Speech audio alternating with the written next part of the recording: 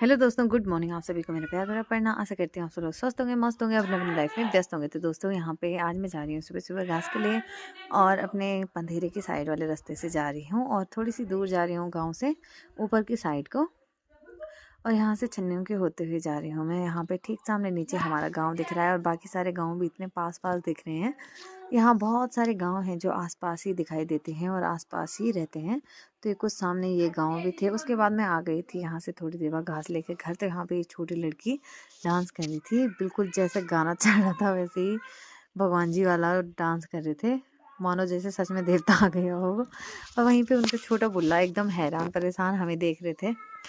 उसके बाद यहाँ पे हमारी प्याज की कुछ क्यारियाँ अभी हमने अधूरी छोड़ रखी थी और यहाँ पे हमारी बहुत सारी साग सब्जियाँ हो रखी थी क्यारियों में। तो इस वाली क्यारी में अभी लगाना बाकी था, तो ये थी उसके प्याज लगाने वाली। यहाँ पे मेथी, मटर, आलू, बहुत सारी सब्जियाँ थी जो हमने यहाँ पे उगाई हुई थी।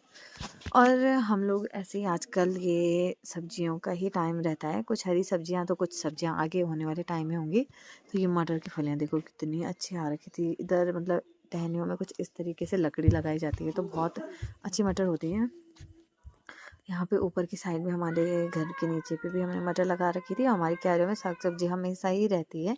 ये देखो कुछ इस तरीके की फलियाँ दिख रही थी। उसके बाद नेक्स्ट डे को हमें चली गई थी डांडा छिलनी, यहाँ की जहाँ हमारा डांडा है सुबह सुबह पे। तो यहाँ पे देखो मैं जा रही हूँ जिस रास्ते से, तो यहाँ घर कुछ ऐसे होते हैं पुराने टाइप्स के पत्थरों वाले। और यहाँ इतना ज़्यादा पाला गिरा हुआ था सफ़ेद जैसे मानो बर्फ़ होगी।